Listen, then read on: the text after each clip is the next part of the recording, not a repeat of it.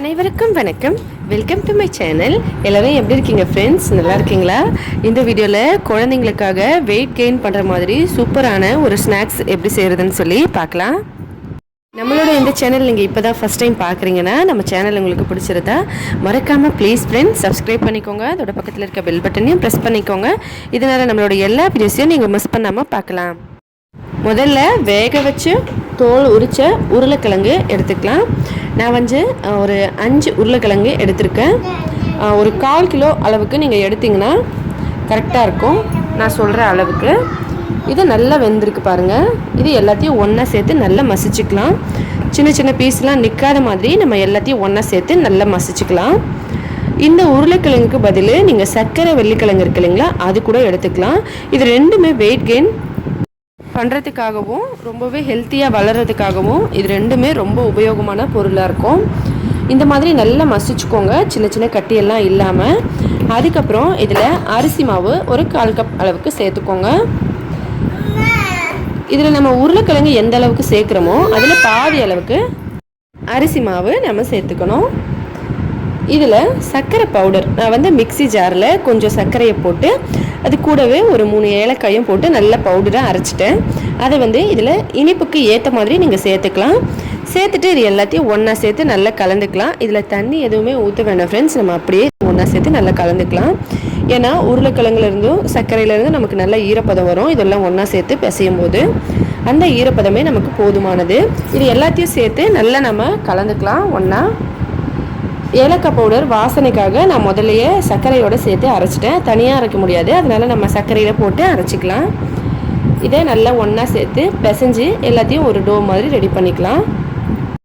இந்த ரெடி பண்ண டோவை நம்ம அப்படியே கொஞ்சம் கொஞ்சமாக கையில் எண்ணெய் தடவிக்கிட்டு இப்படி எடுத்து ஒன்றா இப்படி சேர்த்து நம்ம ஒரு உருண்டை பதத்துக்கு சின்னதாக கொண்டு வந்துடலாம். சப்பாத்தி மாவு நம்ம எப்படி சப்பாத்தி தேய்க்கிறதுக்கு முன்னாடி உருட்டுவோமோ அதே மாதிரி உருட்டிட்டு அதுக்கப்புறம் நல்லா நமக்கு உருண்டை ஆன பிறகு நம்ம இந்த மாதிரி அழுத்தணும். அப்போ தான் நம்மளுக்கு நல்லா ரவுண்டாக வரும். அதோட சைட்லலாம் விரிசல் வராது. இந்த மாதிரி நல்லா அழுத்தி கொஞ்சம் மெலிசான பதத்துக்கு இந்த மாதிரி கொண்டு வந்துருங்க. இதே போல் எல்லாத்தையும் நம்ம செஞ்சுக்கலாம். இந்த மாதிரி சின்ன சின்ன உருண்டையாக எடுத்து கையில் உருட்டி தட்டிக்கலாம். இதை இந்த மாதிரி தட்டி வச்சுக்கலாம் முதல்ல எல்லாத்தையும். அதுக்கப்புறமா நம்ம இதை செய்யலாம். ஒரு கடாயில் கொஞ்சம் எண்ணெய் ஊற்றி நல்லா சூடு பண்ணிக்கலாம். எண்ணெய் நல்லா சூடான பிறகு நம்ம இந்த ரெடி பண்ணி வச்சுருக்கிறத போட்டுக்கலாம்.